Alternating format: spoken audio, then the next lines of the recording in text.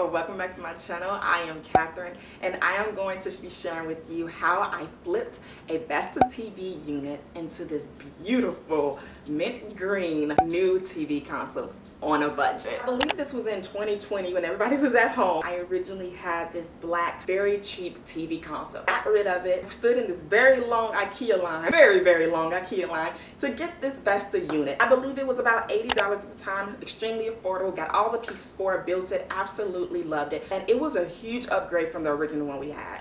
We had not done anything to this TV console when we bought it besides build it.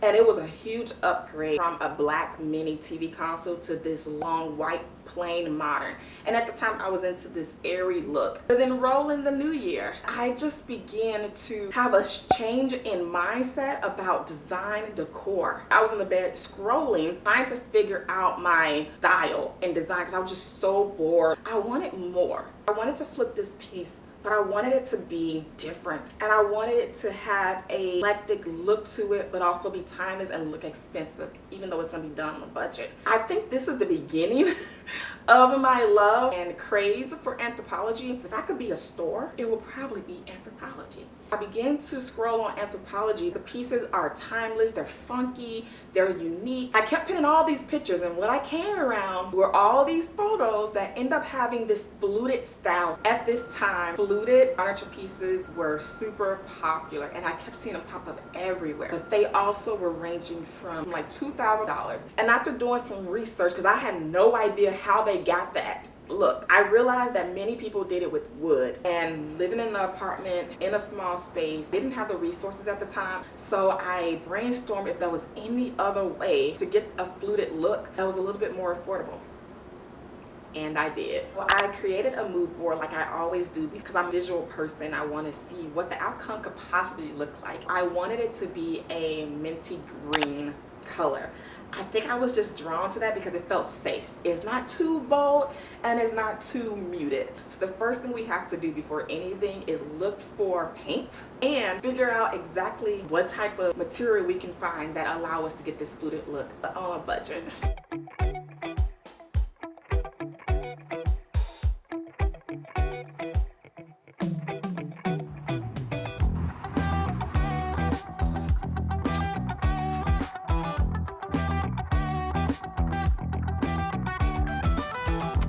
I began to brainstorm, research, wrecking my brain, trying to figure out how in the world can I get this fluted look that's not wood. And then literally as I'm sleeping one day, this is literally how most of my ideas come to mind. Do y'all remember this video where I make over plant pots? There is one particular plant pot where I use foam dowels. You see where I'm going with this? I use these half triangle foam dowels, and these dowels are stretchy. You can cut them, you can paint them, spray paint them, you can do so much with them. And I had a light bulb go off in my head. I said, let me figure out if they have half circle foam dowel. Y'all, they do.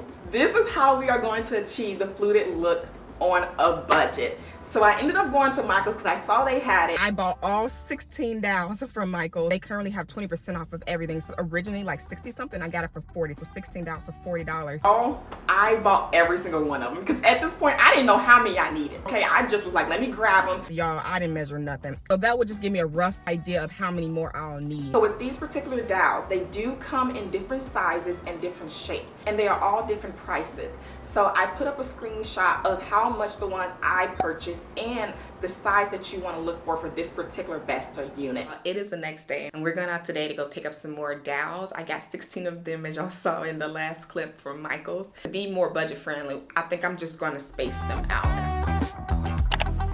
Okay, so where do we start?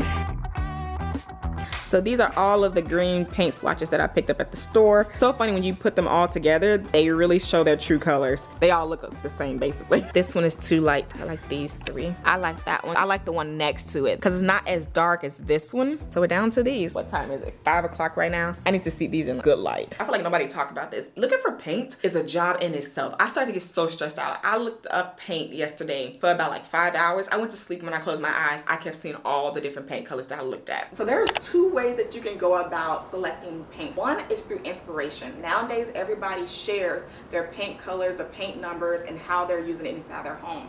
The other option is to go to the store and pick up paint swatches, like the little cards, see how they view in the sun, at your home, on the piece, and then you can order paint sample. I didn't know about either one of them, so I did both. What I find helpful for me is I'm usually inspired seeing a paint color in someone else's home and how they're using it.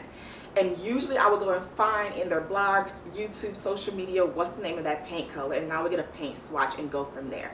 I find that to be so much easier and cut back a lot of time. We finally came down to 2 paint colors. We wanted something light pastel but dark. Didn't want it to be like an Easter green. We also didn't want it to be a moody green. I think the 2 colors that we are going for look very similar. One is slightly darker, but I need to see it in person because I think pictures do only so much. I never picked out paint like this before. I don't know if Lowe's, like if I tell them the name of the color, they can look it up for me. It's gonna be all trial and error. I'm gonna take y'all with me and we're just gonna learn together.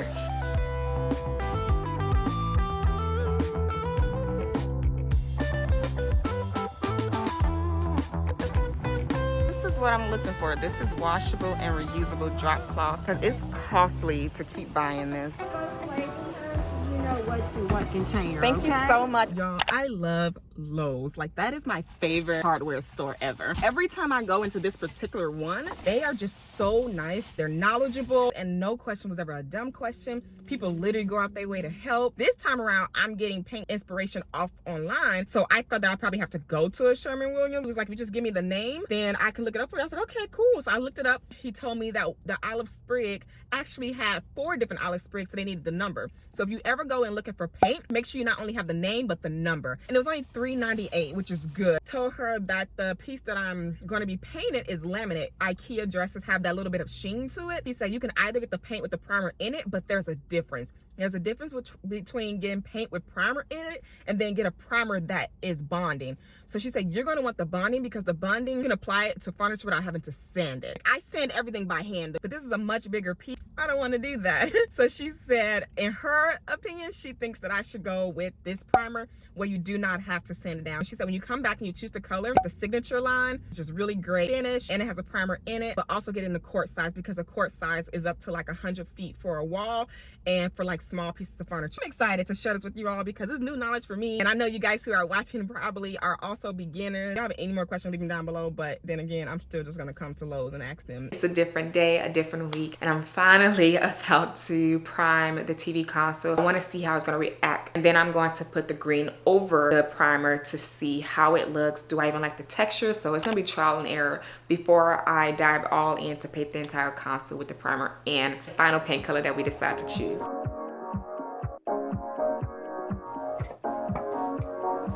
I didn't realize the primer is actually white. I thought it was gonna be clear base for some reason. I put a very small portion on the back of the console. You barely can see it on there probably because this is white, but it needs to dry for 1 hour.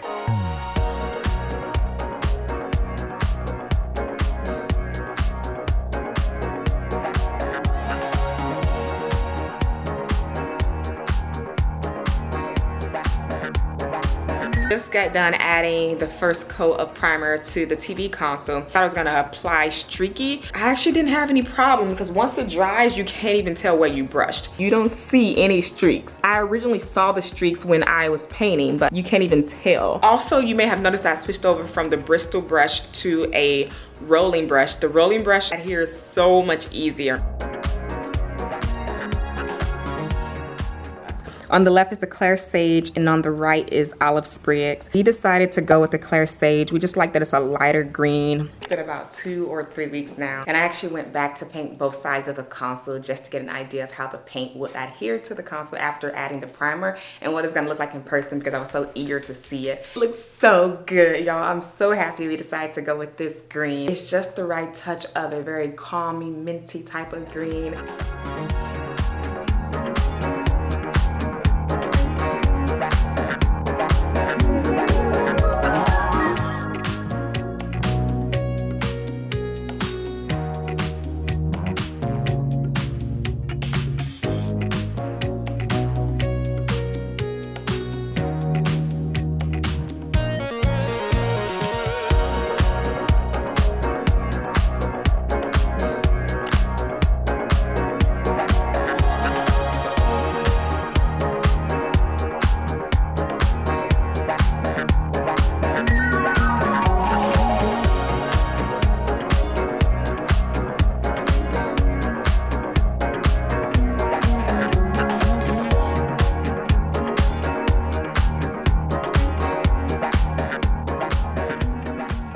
The second coat is looking so good, y'all. Depending on how well this dries, there is a 50-50 chance that I may or may not have to go back over it again. I'm hoping that I don't. It's been a couple of hours, y'all, and this finish looks so good. To my surprise, I only painted the entire console on one paint sample. I did not expect that, y'all, and I still had a little bit left over. The only reason why I decided to go back and get another paint sample was because I needed to paint all of the dowels.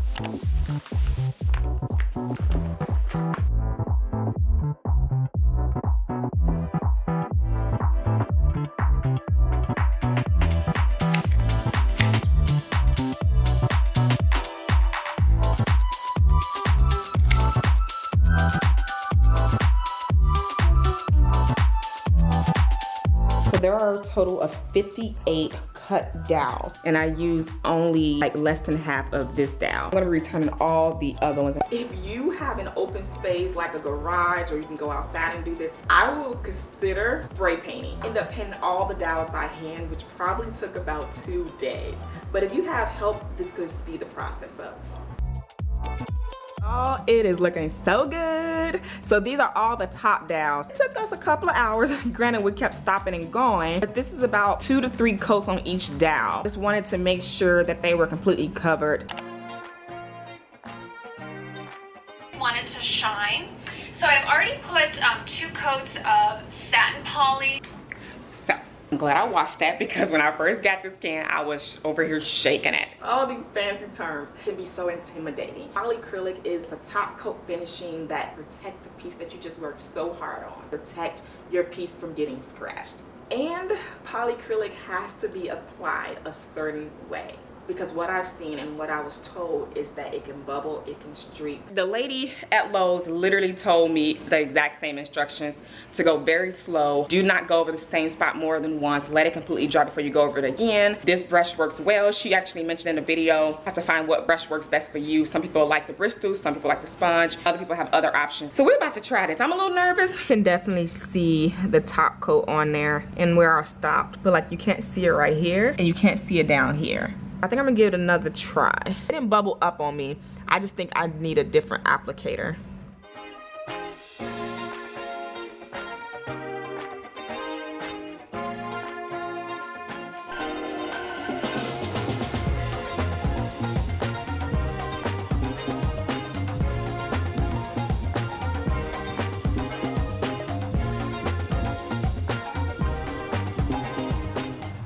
So as of March 26th, we have finally completed and painted every dowel, painted the entire cabinet, put the polyacrylic on there. So once all of this dries, we can finally start adding the dowels to it, the knobs, the legs, and we are done. It's July 22nd.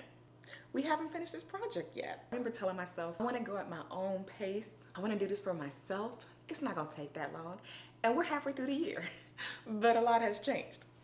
I'm pregnant. Luckily, where we left off, the entire TV console is painted, is primed, and all we have to do is add the foam dowels to it and add the knobs and the legs. I don't know if I ever got a chance to show y'all. I finally ordered the knobs. They are gorgeous, y'all. I got them from a small Etsy shop. I'll link it down below.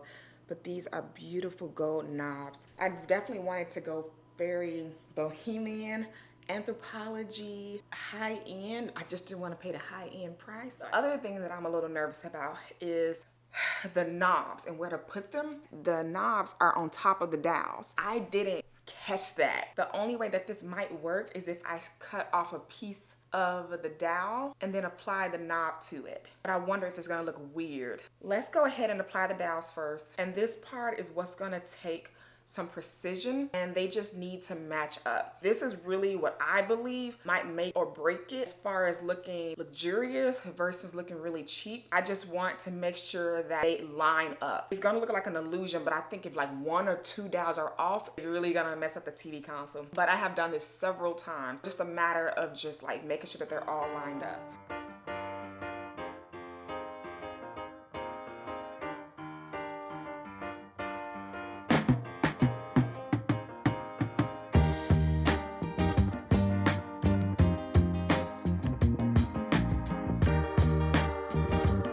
I got all of the pieces on there, double checked it with my phone. That is a little trick that I got off of Instagram a while ago. If you ever want to see if something is proportional, use your camera on your phone. You don't have to snap it or record it. And your camera can often show you through your eyes that something is crooked versus you just looking at it. It's the craziest thing. I know it looks like an illusion right now because there's so many dowels. But right here, where this like thicker gap is a cabinet. The cabinet opens to my left. This gap right here open toward my right. So that means I need to put these handles right here and then one right here. But put it right here, the dowel is in the way. That's where it gets tricky. Like, do I put it on top of the dowel? I don't know yet. We'll have to use this to open it, but this is in the way. Do I cut a piece of the dowel off? Decisions. Only thing that I haven't glued on where the pieces where the knobs are gonna go. I just have to figure that out before drilling them in, but we are gonna be done. Got my handy dandy rolling DIY case. Got a drill in here, hammer, spackle, measuring tape, and it's on wheels. So it's the next morning and we actually are going to fill in these holes with wood filler. We were just over by like less than an inch. So we actually have to move this hole over. My husband's gonna actually drill another one in, but it would have been too big of a hole. So we just need to fill this up and then try to drill again to actually add the knobs. This is wood filler, which I also didn't know existed prior to this. So if you drill something and you make a mistake, you can use the wood to fill up that hole, let it dry, sand it over, and then re-drill the hole. So we finally have our knobs on. What I've decided to do is have it off the ledge and just cut it off because it looks more put together if I keep this pattern going. We're officially 90% through. I just have to do a little bit of touch-ups. I knew that I wanted to lift the console off the ground by adding legs to it. Currently it is on the floor and we have a high outlet where all of our cores feed through, so you can see them all the time. It's so embarrassing and such a big eyesore. We like this one because they had a section in the back where your cores can feed through, and originally that was our biggest problem. So these are the legs that I decided to go with. I have 4 of them and they slant, so I give it that modern look. I was kind of nervous at first getting 4 of these because I thought I probably need 5 because our console is a 3-drawer console, so it's pretty long. And all of the TV consoles that I saw that were similar in length had about 5 legs, 1 that's in the middle. And I was like, how am I gonna order just 1 leg? If this holds 1,400 pounds, then let's go for it. And we don't really put a lot in there anyway besides DVDs, if people still have those. And you know what? I have a feeling this might end up turning to an extra storage for baby. I purchased 7-inch slant legs, but I didn't account for them being slanted. I wonder if they weren't slanted, would they be taller? I think so. All I want to do is make the outlets disappear. That's all I want to do. I'm not using my stomach. But does it cover these outlets though? Does it cover these outlets? It looks like we just literally bought this. That's really good. Did it make it? Oh, it did. Yeah! Can you see my footwork? We did it! It covered the outlets, y'all. Designing this TV console, I believe, was the start of my shift in design in general.